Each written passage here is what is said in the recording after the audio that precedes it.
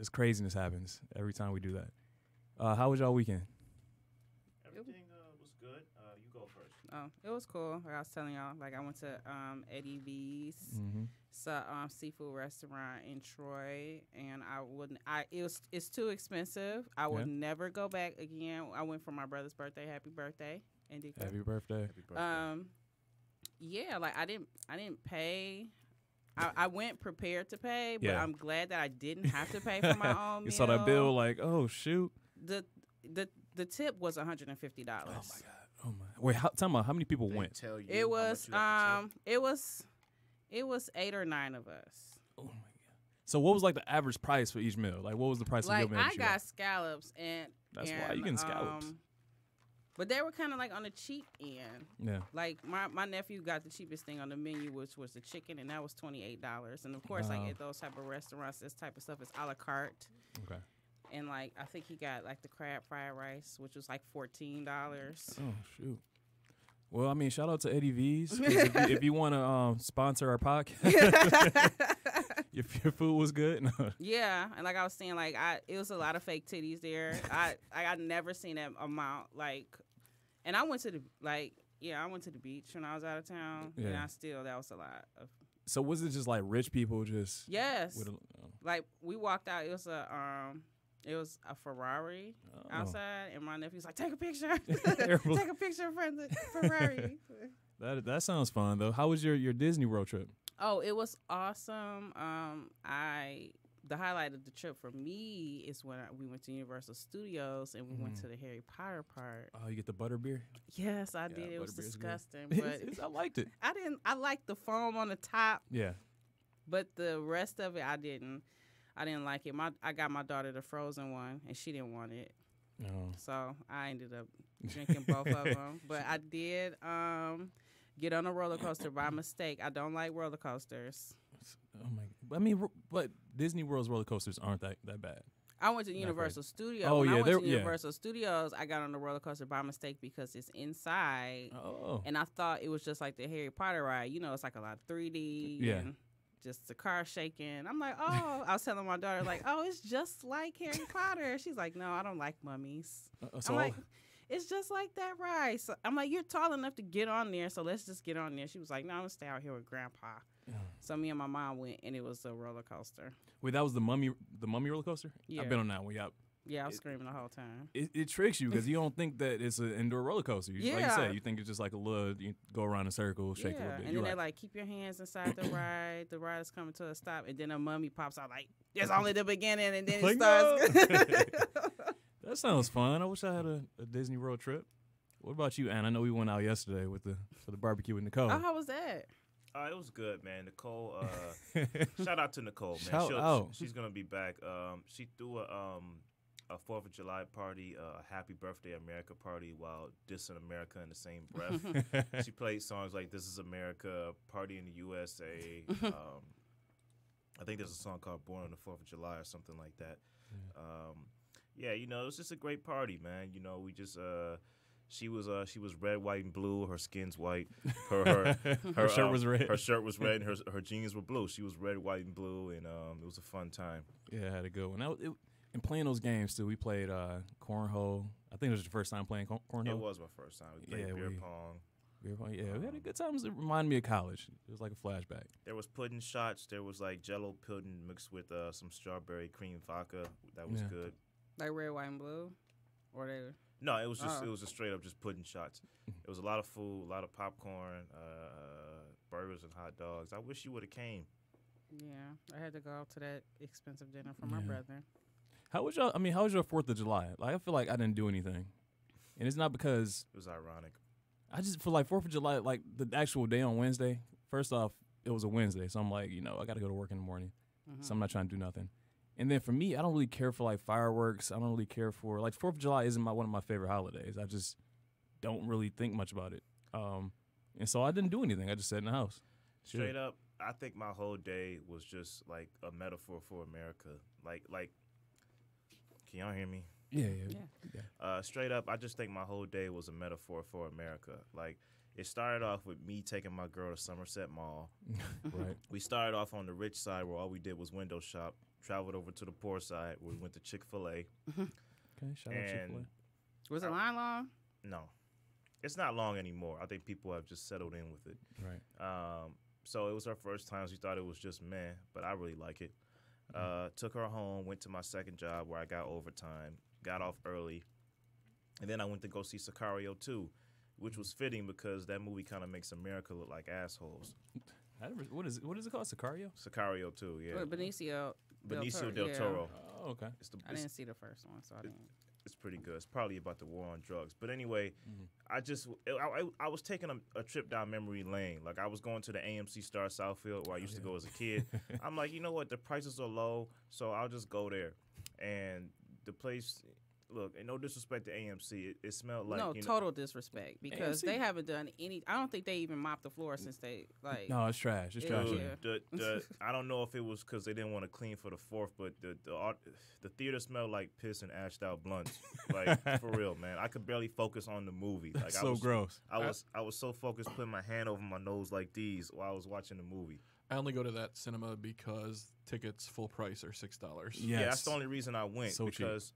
I had went to see Sicario 2 before, but it was late in the night, so I fell asleep. And I said, that was a good movie. I really want to see the whole thing. So I said, well, Star Southfield is cheap. But yeah, never do that, man. Don't, no. I just go to either AMC, John R., go to Imagine. Although Imagine is expensive. It's never been that bad, though. It's never been that bad. It was like usually they clean up a little. It was just like, it was a dump. No, last time I went, I think I took my daughter to see Sing. Oh, yeah, that was a good movie. And she's like, look, Mommy, it flies. Like, it was like flying. I'm like, it's part of the movie. And she like pointed to, I'm like, no, that's a real, that's a real fly. So that's a part of the movie, like, no. No, that's a real fly. No, I saw Logan there, and it wasn't bad when I saw Logan there, and that was recent. Yeah. I don't know, man. Well, whoever the management, man, they got to get it together. Got the same old decorations with the Indiana Jones and all that. I'm like, that's like 1990. That stuff was cool to look at when y'all first opened. Right. Get some new decorations. They got to get it together. I'm never going there again. I'm sorry. It's not worth my time. If I do money. an AMC, I'll do like Livonia or something like that. John R. isn't bad. I like John R. with the seat too. Like it's like become the new Phoenix Theater on 8 Mile. Yeah, it has. But on that note, let's segment on to the next. Let's move on to the next segment, which is the current event. So, has anyone heard about these kids in Thailand who are stuck in this cave?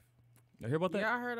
Are they still stuck? So they're rescuing them now. I think today or last night they're doing a rescue mission. I think they got about 6 kids out. So for those who don't know, I think 12 kids were trapped.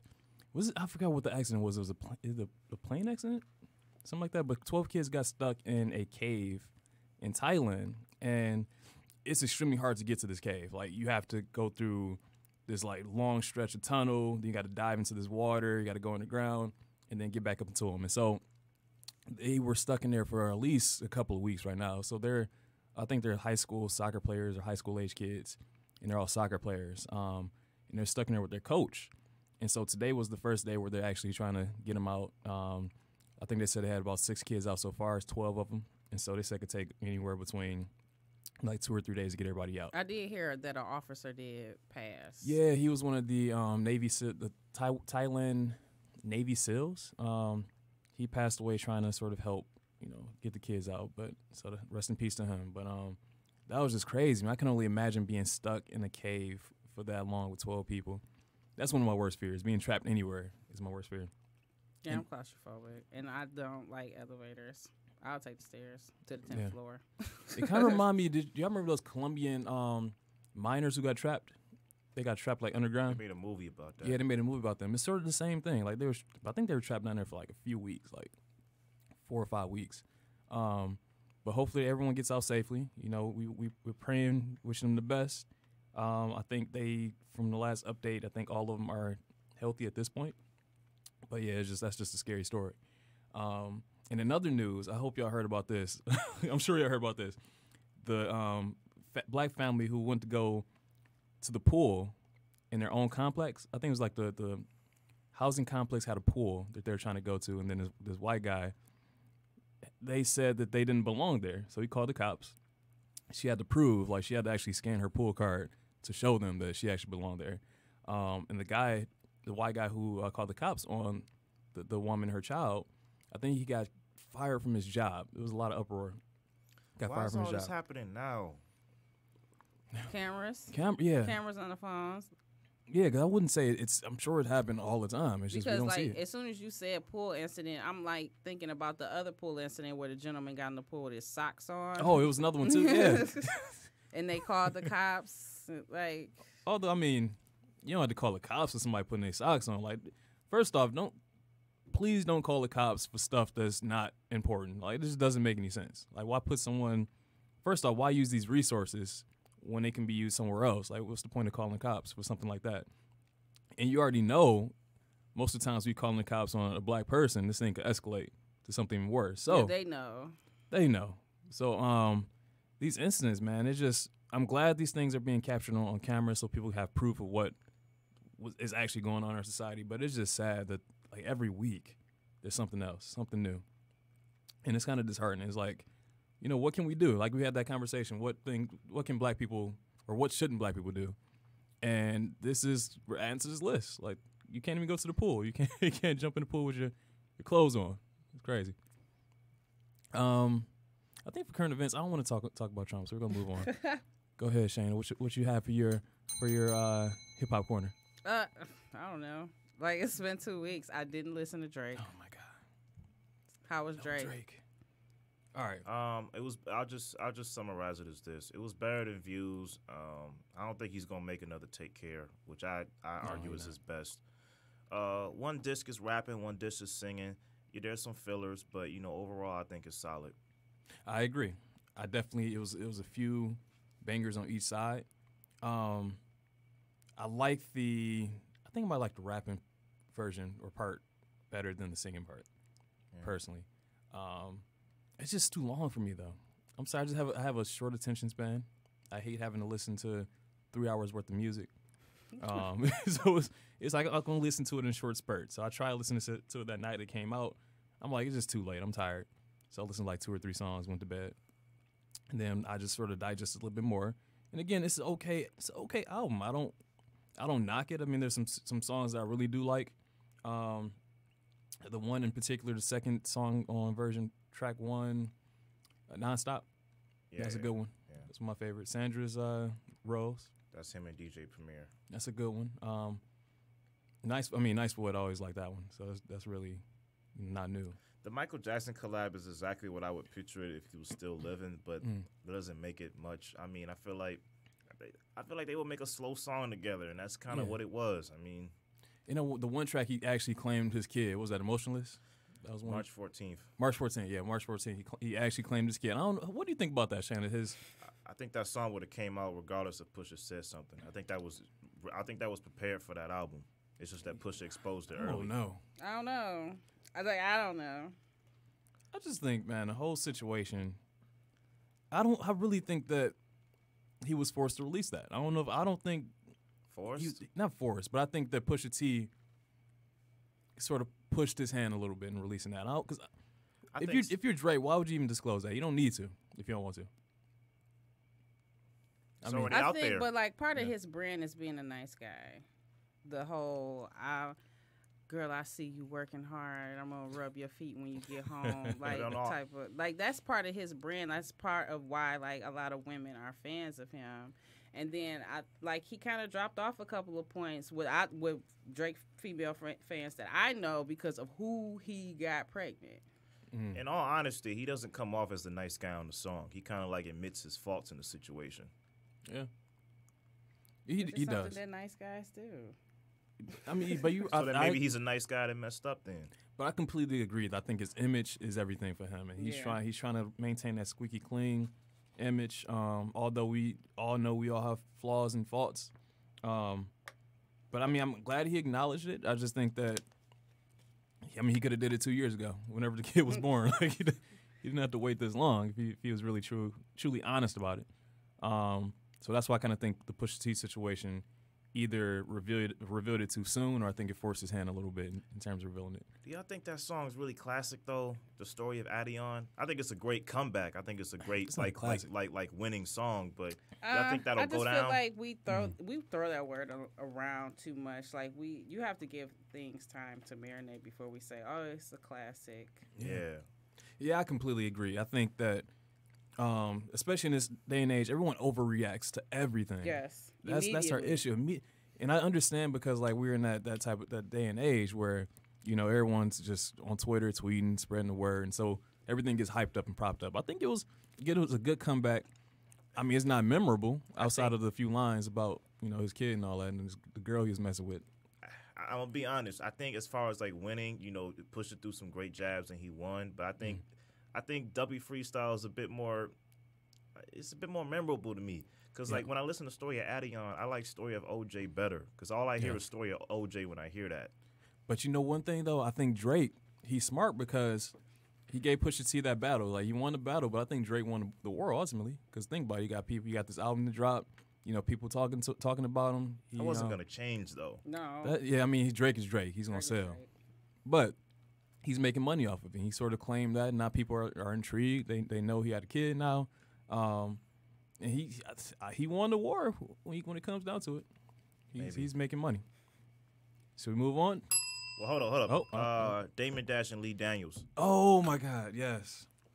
But that's like not new. He mentioned that on the Breakfast Club. But the way he came up to my man, they purposely recorded that thing. He came up to him like slow at a Diana Ross concert. Right, Lee Daniels was jamming. I was wondering who was singing. That's Diana Ross. Yeah. It was like Lee Daniels was upset. He was listening to Diana Ross, and then my man just came up to him and just demanded his money. But Lee Daniels is dirty for that.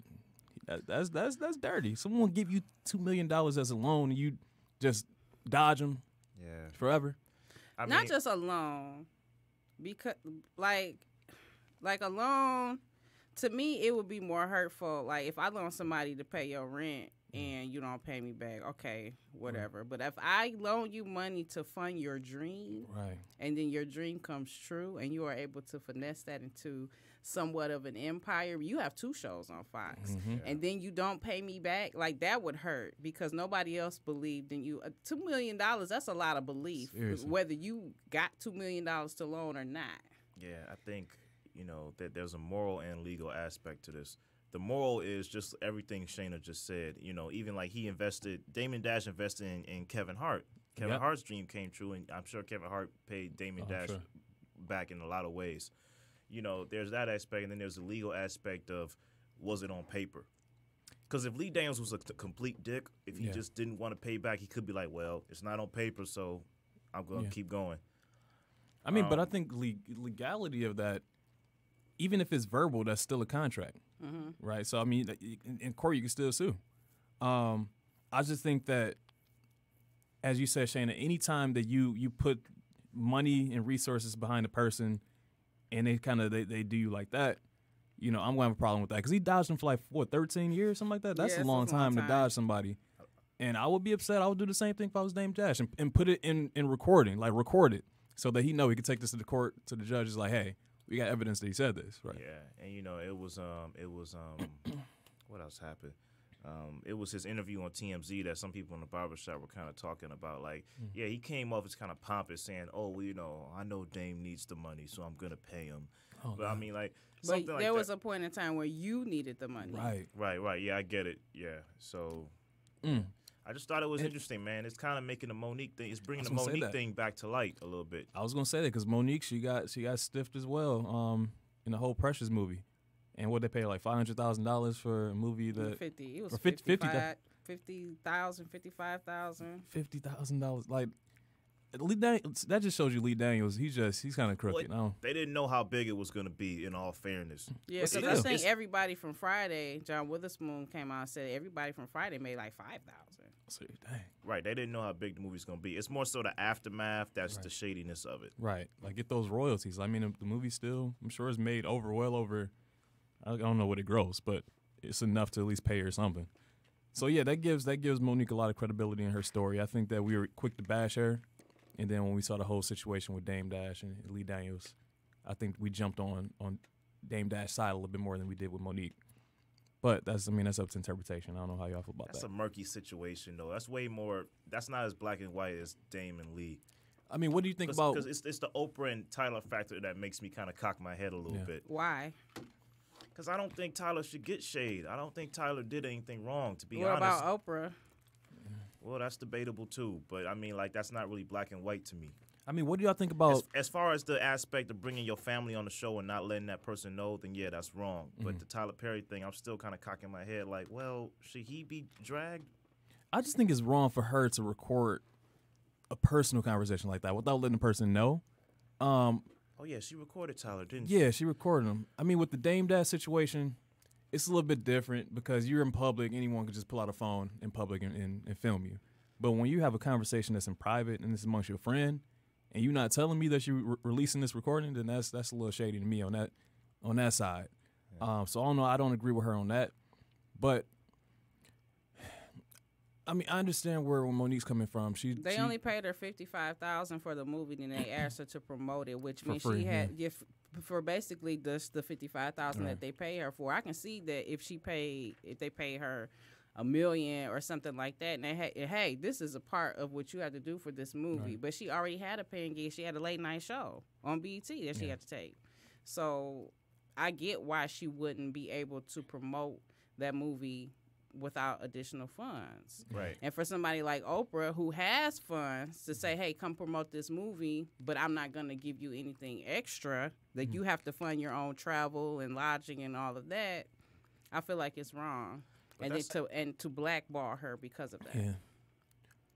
Well, it's different things. It's not just the promoting. You know, there's the promoting, there's the blackball, there's the thing of not getting new roles because of the blackballing. There's like a complex web of things that came from this. But like, if saying the blame entirely lies on one person or on like three or on Monique herself as well, it's like it's murky. My thing is that this just reminds me of our relationships that we have in our community. Like, we need to support each other. Like, this, we're all in this together. It's only a few, black actors out here who really doing it big. And if you know, like, somebody needs some help or if they're doing promotions, and that's the right thing to do. Give them money to promote it. And I think that we need to start just helping each other out. Like, other communities do it. Like, they'll give you money because they know that, first off, your success is my success, and that we're not independent of one another. I just think that's a whole mentality that has to shift, amongst us, because it's just not right. They did it wrong. And then remember when those Sony emails leaked? They were talking about Kevin Hart. He wouldn't even tweet without extra money. Yeah, that was a hustler move, though. I mean, if you can get extra money on it, why not? I wasn't mad at Kevin. I'm like, he's trying to grab that light as long as he can, and I don't blame him. I don't blame him either. Because I think your lifespan as an actor or a comedian, whatever, entertainer, is fairly short. Like, you could be here and then go on the next week. And so you got to do what you got to do to survive. I don't blame him at all. Like, I think Tiffany Haddish, I think she's okay. She don't really make me laugh that much, but I want to see her in more movies. I wouldn't mind seeing her as many movies as Melissa McCarthy. Excuse me. I just think that when it comes to, black actors, we get a bad rep when we're asking for a little bit of money. I think people are like, oh, they out for them. They're doing it for themselves, all that. But I'm sure George Clooney, other people, Brad Pitt, they're doing the same thing. They're not putting their name on anything without getting some endorsement or getting money for it. So, but they look out for people too. Brad Pitt co-produced Moonlight. Well, I don't want to go too far off topic, but they look out. Yeah, but I mean, that's the reality of it. So let's move on to the 2 cents. Yeah, I don't want to take much away from our theme for the episode. I don't have much. I saw Sicario 2. I'll just say this: it's good. They're setting up for a third one. I think in comparison to the first one, the theme doesn't ring as hard as it does in the sequel, because the first one had a female lead, Emily Blunt, and it was really about a woman who goes by the book, who's being marginalized in her own industry, as compared to Benicio del Toro and Josh Brolin's characters, who this second film focuses more on. So I think because that theme is kind of like away in this film, it doesn't ring as hard, but there's still some thought-provoking themes. It's gritty, violent. I mean, I like it. Yeah. Okay. It's not bad. It's not a rip off of Traffic, because some people look at it like that, but it's really not that. I read the novel American Gods and started the show, which is pretty good. Mm-hmm. Oh yeah, I saw like a few episodes of that. It is. I enjoyed it. It is a good show. That's it for me. So I watched Ant-Man and the Wasp. I really enjoyed it. I really, really enjoyed it. They just do a great job of adding that, the comedic element into it. And it's a fun movie. Like, it's just a really fun movie. I can't do it, man. Why not? Listen, I love Paul Rudd, but I just can't see him as Ant-Man and take it serious. It's not a serious movie at all. half of the group got disappeared, man. We really want to laugh after that. I think this is either taking place during, because I was having a conversation with Anthony about it. Like I think this is taking place kind of like during, and he's on house arrest, so he can't communicate with any of the Avengers. So I think that's kind of why he is oblivious to what's going on. Yep. How is Anthony? Yeah, all right. But we were talking about that. Like, how did he not know? Like, because beginning of Infinity War, New York is like destroyed. Yeah, well, they explain it all. They talk about it in detail about the situation, and it's pretty much that he was on house arrest for 2 years. I don't want to give too much away though, but he was in house arrest. He couldn't do anything. If he left his house, he would have been sent to prison for 20 years. I'll check it out, man. Yeah. I'll check it out eventually. I did see the first Purge. Oh, I heard it was good. I haven't seen it yet though. It's better than the last one, but the last one was like really bad. Yeah, the last one was horrible. It was really bad. I think this is basically an audition tape for Yolanda Well to be an action star. He did really good. Okay. Yolanda Well, yes. He's on Insecure. Oh, that guy. Yeah. Okay. I thought you were talking about the female lead. I didn't know his name. Okay. So somebody said this is trying to be politically conscious too. But I think outside of the first Purge, they all are political. Mm-hmm. Outside of first Purge? Outside of the Purge. The very first the one with movie. Ethan Hawke. But I also think it's kind of weird for a franchise to not have been around it that long to have 4 movies. Yeah. And like each year. Almost each year they've been I think, releasing how one. long has the franchise been around? Since 2000, like maybe 12, 13? Probably 12, yeah. I mean, they're working fast. Yeah. I don't know how they're doing it. It's like the Paranormal Activity movies. Those were dirt cheap. Yeah. But I don't know. I don't think they're as cheap as they... Like the first Purge was, I think the budget was maybe a few million. Yeah. And then it, of course, blew up. And they were only in the house. Right. So, yeah, it wasn't a lot of extra expenses with that. So is it a good movie? I didn't mean to cut you off. It was okay. It was okay? It was okay. I mean, I'm glad I went to go see it. Yeah.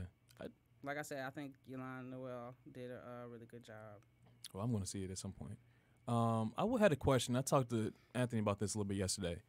Do you know about the Scarlett Johansson sort of blowback she's getting? No. All right, so she is scheduled to play I think it's a movie that's coming out soon, and she's going to be playing a transgender character. And she's getting a lot of pushback because they feel that they're sort of whitewashing so these roles where they could have easily found a transgender actor to play this part, but they chose Scarlett Johansson. So sort of like the Girl in the Shell situation where she played an Asian character. People feel that there's lack of representation from various communities. What do y'all think about that? I think it's typical Hollywood. Yeah. Like, what was that movie, 21, about the card counting? What about it? That whole story is based off of an Asian person, but they had a white lead. Oh. And I think like one of the side background players, like one of the people in the group was Asian, but not the main character. And I'm sure there are read plenty that book. The main guy was Asian? Yes. I didn't know that. I don't remember that. Yes. So like that's just a thing in Hollywood. And I'm sure there are plenty of Asian or transgender people of, certain communities that could fill those roles. Yeah. Do you think that they're afraid, or do you think they're doing it because Scarlett Johansson's name is already popular? But well, here's the same. Do you go see a movie because she's in it? No. I don't really. I mean, I like her, but it depends on what the movie's about. I definitely didn't see Girl in the Show. I can tell you that. I didn't see that either. I wanted to watch the anime first. But there's something I wanted to say about that. Ghost in the Shell, I think when you compare like race to gender, race whitewashing to gender washing, I don't know, man. It gets kind of murky because like with Ghost in the Shell, they had a right to be upset. That's kind of an Asian-led film, and they picked Scarlett.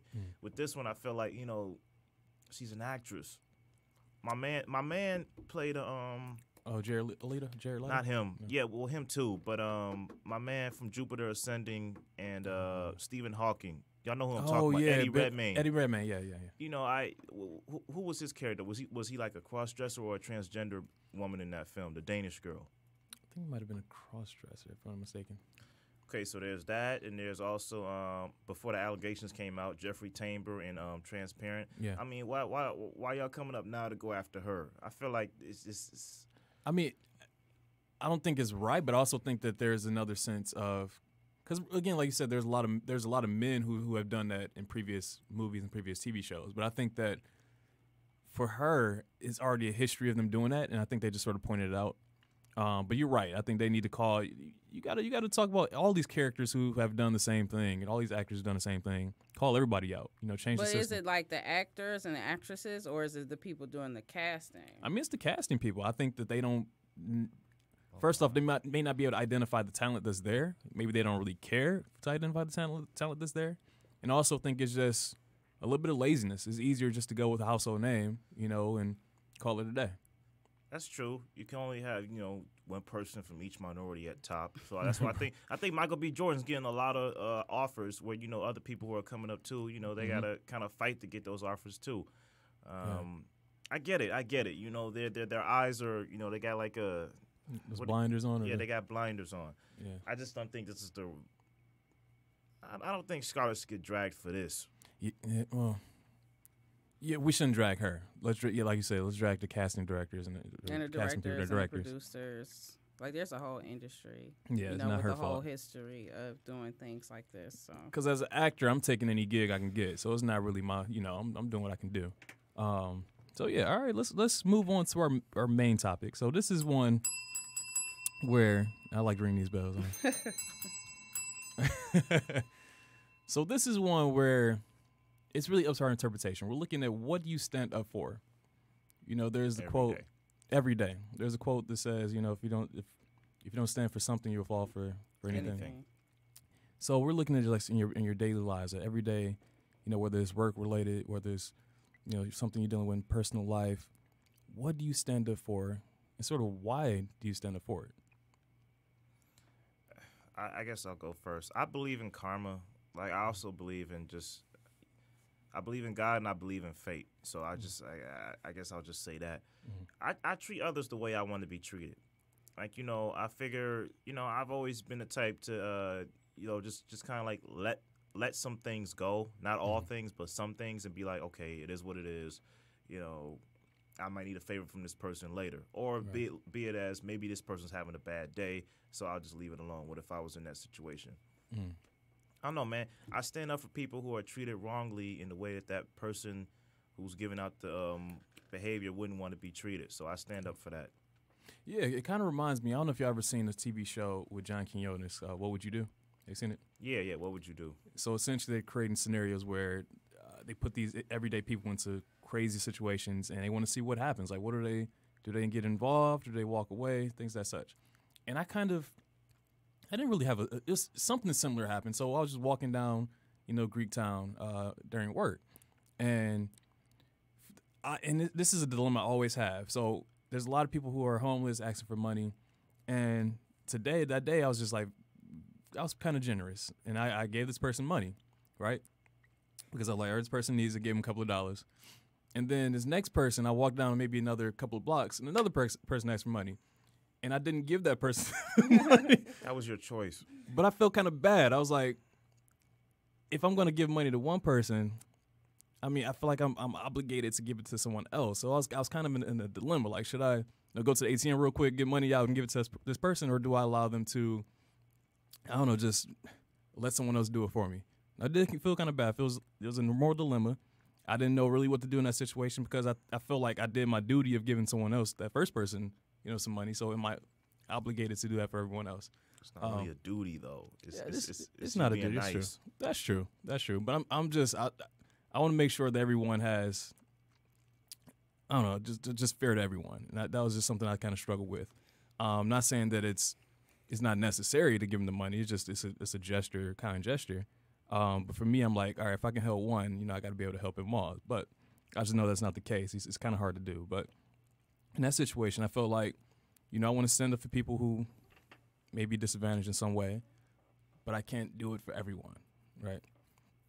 So has there been any situation where you tried to stand up for someone, but you weren't able to do it? Like something prevented you from being able to support that person in some way? For instance, maybe you had like a coworker who, was being harassed by a boss or something. You couldn't say anything about it. Well, before we go there, Shayna, what do you stand up for? Black politics. Okay. Every day. And it's just funny, like how people, when they, like we talk about politics and we complain about politics without even knowing. Like everybody I know has complained about a result of the Telecom Act. No. That Bill Clinton signed back in the 90s without even knowing. Like, I'm tired of hearing the same songs on the radio. Well, there used to be a cap on how many radio stations you can own, and then the Telecom Act got rid of that. So that's why you hear the same songs on the radio. I didn't know that. Wow. How's that black politics, though? Well, and then because that affect black radio station owners. Wow. That dropped dramatically because, like I said, it used to be 40. You used to be able to own 40 radio stations, and then there was no cap at all. So that reduced the amount of black-owned radio stations, like, drastically. And then the amount of, revolutionary music, of course, goes down. Independent artists or DJs breaking, new artists, that went down drastically. Okay. That's interesting. Yeah. Well, I guess it didn't really tell you all what I stand for. No, you did. So yeah, yeah. I guess in being just. Being just. Another thing too is this. Obviously, being a doctoral student in education, equal educational opportunities for all. I think that's always important. I do a lot of research on that. Spend a lot of time on that as well, and I think that's just important because I think education opens up opportunities for people who may be either disenfranchised, although some educational systems just perpetuate specific disadvantages. So we got to figure out how to change the actual system to be inclusive and incorporate the needs of all individuals. But that's something I think is important for me. Yeah, and back to politics, it just recently went all the way up to the Supreme Court that Michigan children don't have a right to literacy. All right. Why us? Because at first it's something that went to the Michigan State Supreme Court.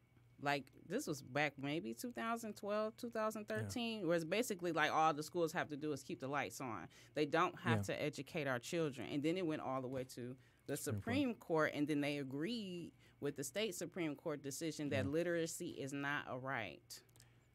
I'll tell you this. So I can tell you why. All right. So in the United States Constitution, education isn't actually addressed. There's been no there's no amendments that talk about education being as an essential factor in an individual's liberty, right? I believe the 14th Amendment. The 14th Amendment states that everyone has to have access to a system of education or some. It doesn't necessarily say that, but they have to have access to education, but it doesn't say have to successfully prepare them to be literate, right? So that's the issue. It's about interpretation of the laws. And so it falls in that gray area. So as long as they have a school system for the students, that's all the Constitution says they have to fulfill, which is horrible because you got all these schools who aren't teaching their kids crap. And so now we have to figure out. But if the school's not teaching, is it actually a school? That's what I'm saying. Right. It's school. Like, yeah. Where are they going for? I'm just taking my kid there to just play with other kids. And then if my kid doesn't go, I get in trouble. That's where the United States went wrong. We had to address education should have been added to the Constitution in some way, or it should be in the future because, again, you're going to deal with situations where it's up to interpretation and different states interpret it in different ways. Because in education, the federal government doesn't oversee the educational systems. It's the states. The state government has the authority, and so the states they can do whatever they want. It's in the state constitution to address education, whereas the federal government, they just agree with what the states follow. So it's really up to the states. Doesn't mean it's right, though. You touched on something about a time where you might have stood up for something, and how did it go? I can tell you a situation where it went badly. Yeah. Okay, so I had a friend in middle school. He had kind of a sugary voice. So What is that? so he had a feminine elaborate. he had a feminine voice. Okay. But he wasn't gay though. He was a straight man. He just I guess he was kind of like raised in a house full of women. So some people, the school he used to come from, they would call him like gay and faggot and stuff like that. So when he came to my school, it was a new start for him. And plus he had another friend there. So we were walking, and you know, I'm young and ignorant. He's my friend. So I'd be like, "Hey man, you ain't gotta touch my hand. Don't be fruity." I was just joking. He was like, "I'm not fruity." And then he just kind of like walked away, and I was like, "Oh, I feel bad." So when I came up to him and said, "Hey man, I was just joking," he kind of explained to me why he was like so like mad about it and stuff like that. And I said, "Oh, I didn't mean it that way." So there was one moment in class where the teacher was giving us a lesson on, you know, and standing up for people, or, you know, like everyone being different and accepting people's differences. And I tried to do the heroic thing and say, "Hey, Willie, I just want to let you know, man, you know, me and Paris, the girl that came from his old school, you know, we got your back if anything like that happens where somebody criticizes you." Because he had just spoke up before then about how everybody used to call him gay, and he felt bad about that. And I said, "Hey, man, I got your back." And then one lady in the class was like, "Anthony, what you gonna do?" Then the class started laughing at me, and I just kind of sunk my head a little bit, like, well, I tried to be a good friend, you know. I mean, he got the idea. It meant something to him that I said that, you know. But to everybody else, it was kind of like, "Anthony, what you gonna do?" Dang. So they turned it on you. It was like, but I mean, the issue is that we fall into this this pressure, especially in school. Like, kids gonna pressure you to think one way, you know, believe something. So you did the courageous thing of stepping up and advocating for that person. Right. But then they flipped it on you like, "Oh, you don't got the power. Like, you don't got the..." Right. Well, that's what kids are. Kids are mean. Yeah, kids are assholes. It was a similar situation I had. So I was at a summer camp in high school, and my best friend, we both went to the camp together. And these were a group of kids like from all over like Metro Detroit. And so they were teasing and picking on him for some reason. And at that moment, I didn't say anything. Because I was like, all right, if I say something, then, you know, the heat going to be put on me. And, like, he got upset because I didn't stand up for him. And then that was the end of our friendship. And I really, like, I kept thinking in my head, like, what could have I done? If I would have said something, would I have changed that situation? And it's just like, again, that fear of being ostracized yourself, you know, puts you in that weird predicament. Like, should I do this? Or if I do this, is it gonna backfire on me and make me put me in that vulnerable spot? So it was difficult. You know, it's challenging because you want to do the right thing. It's just in that situation, your head is taking you in places like, "Oh, I shouldn't. You keep making so many excuses. I shouldn't. So that was a situation that was negative. But it was tough. What about you? Have you had any negative situations with standing up or not standing up?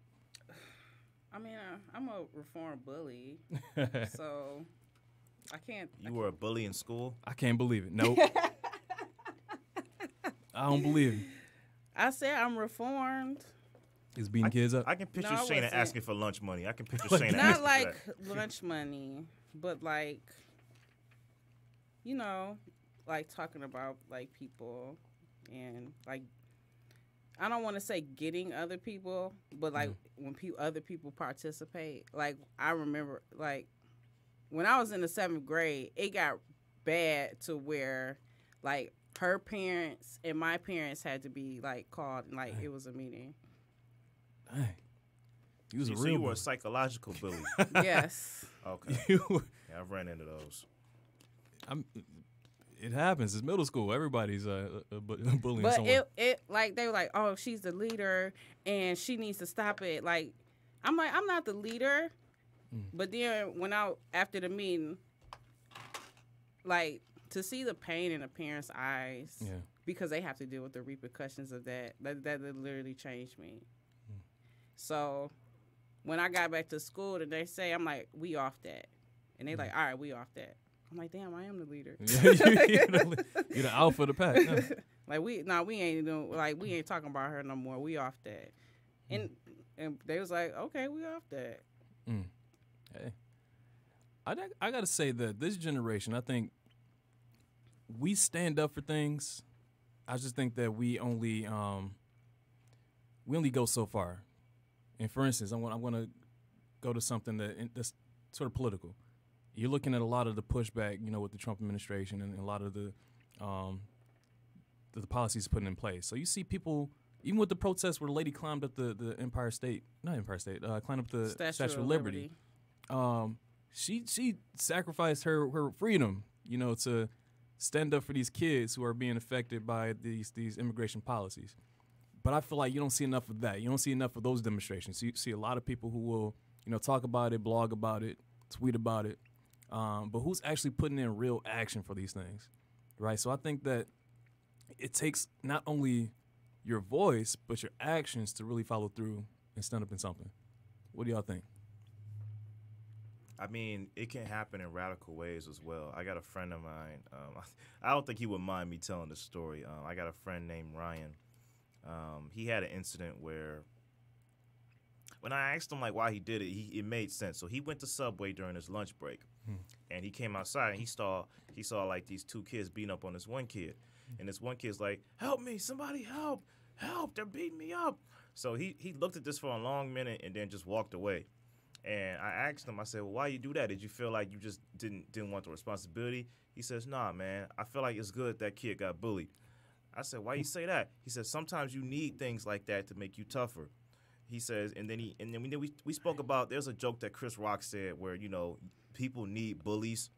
Yeah. You need bullies to toughen you up. I'm sure Chris Rock had bullies. Yeah. So I'm like, yeah, man, but how you know that kid probably didn't, off himself afterwards or something like that? He's like, nah, man, I got faith he didn't. I got faith that he needed that ass whooping to learn how to never take it again. I'm like, how you know that ain't the first time, that's just the first time? We kept going back and forth, right. But I understood where he was coming from. It was a radical stance, but I understood where he was coming from. That's a tough one, radical stance not to do anything? Right. A radical stance. Yeah, he ain't even say, "Hey, right, stop that." Or you didn't talk to the kid afterwards, like, "Hey, man, it's gonna get better," something like that. He told me he seriously debated saying something. I said, "Man, you should have at least said something." He was like, "Nah, man, I feel like that's needed because I went through that." I'm like, "But he might not be you," and we just kept going back and forth. And what's the quote? It's better to build strong children than to repair broken men. Yeah. But that situation it's a catch-22 because, again, like you said, it may not have been the first time that happened to him. I mean, he may not have had people in the past who ever interjected and helped. And so he may feel like, all right, I'm worthless. Nobody cares about me. Nobody wants to protect me. I'm calling for help. I'm physically calling for help. And no one is doing anything. And that could be one of those things that breaks his spirit. Man, you never know. This might sound cruel. Oh, go ahead. And just because something built your character doesn't mean it's going to do the same thing, right. For another person. A lot of people that struggled coming up as far as financial, and then they, they're in a better financial position. When they have children, they want to kind of emulate that financial struggle for their children. No, that doesn't build your character. Poverty doesn't build your character. There was a flaw to his point of view, but he still made some compelling arguments. It's different with different kids. Some kids don't have a foundation, and maybe he was like that, and him getting beat up didn't make things. Man, these kids going through some real shit. You talk to some kids. I went to a classroom and I told a kid that I was a social worker. He was going through some real shit. He was when we chopped it up. Yeah. It's that, and it's also natural selection. Sometimes you got. I know that's cruel. That's cruel. What? But sometimes you got to go through some hardships in order to become tougher. But Did some you kids quote racist ass Newton. Right. Only the strong survive. Well, you can't apply that to some things though, especially in childhood. Yeah. I'm not saying that's the one route to go. I'm saying it might be the kid probably was going through some stuff. I think my friend should have said something, but he made points as to why he didn't. Yeah, in his own way, he had his reasons, but I think that's a cop out though. I would take a radical stance not to do. But sometimes a radical stance. I agree. Sometimes in some cases, a radical stance is to not do something. I agree. Think about it. And this is hypothetical, if you are around a group of friends who are racist and you decide not to participate in their racist behavior, you're taking a stance by not doing something, right? if you're not saying anything, like, you can be like, I'm not participating in this because this, that, and the third, then yeah, that's a radical stance. But if you just like, oh, I'm just gonna opt out of this without saying anything, that's not radical. Yeah.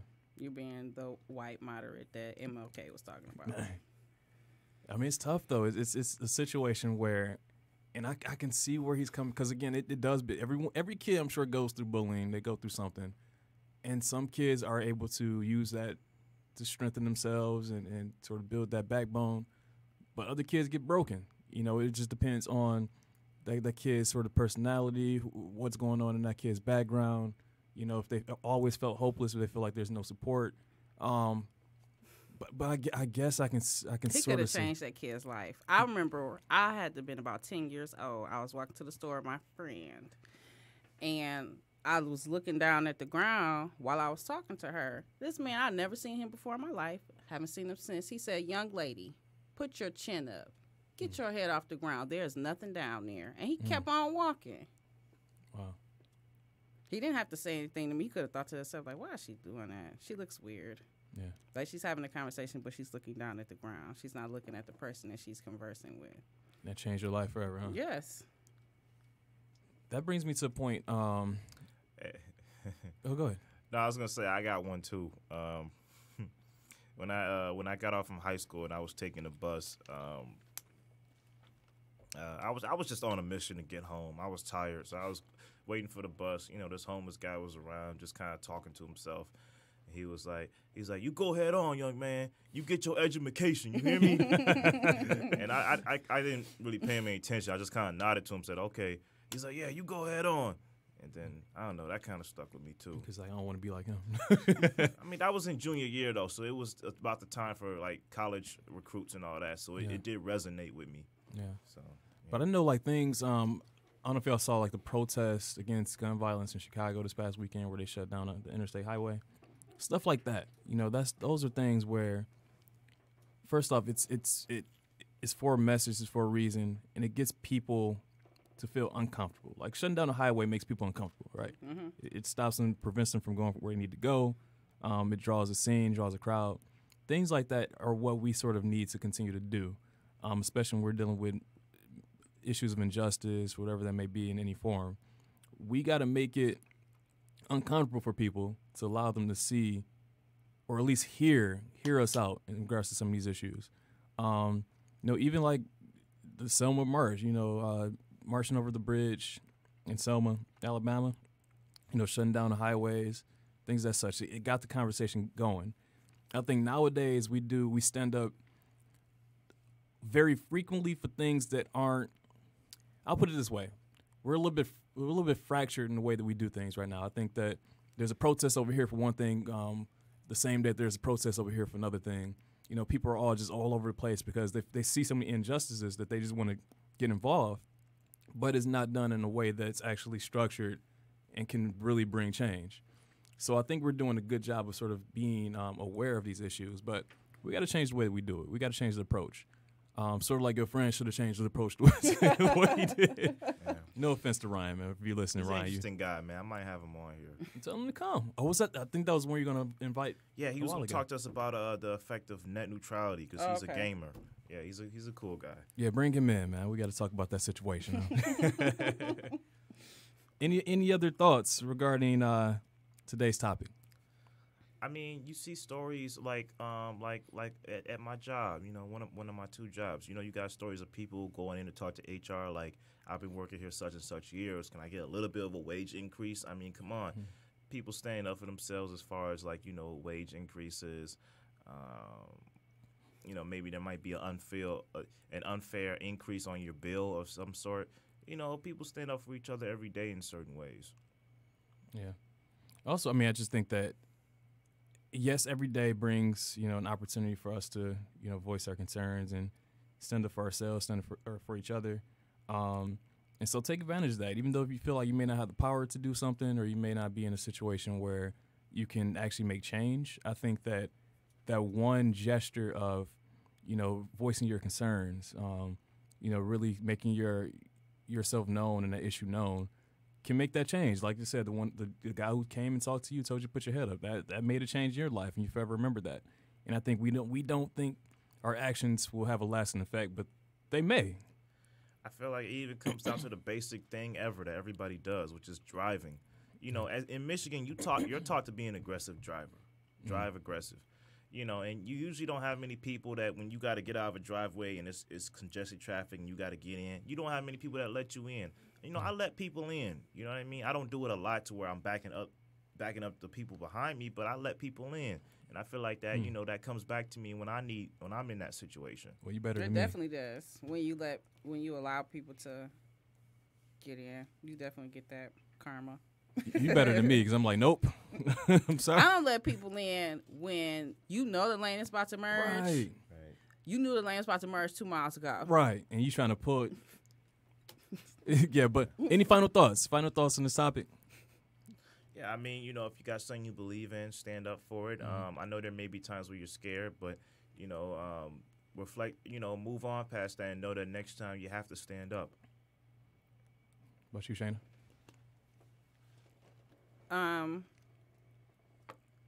Stand up for something. Be focused. Yeah. Remain focused on what it is that you believe in. Don't be scattered. Yeah. We don't have enough time or energy to be all over the place. I just want to say, all of our followers and listeners, each day do one thing.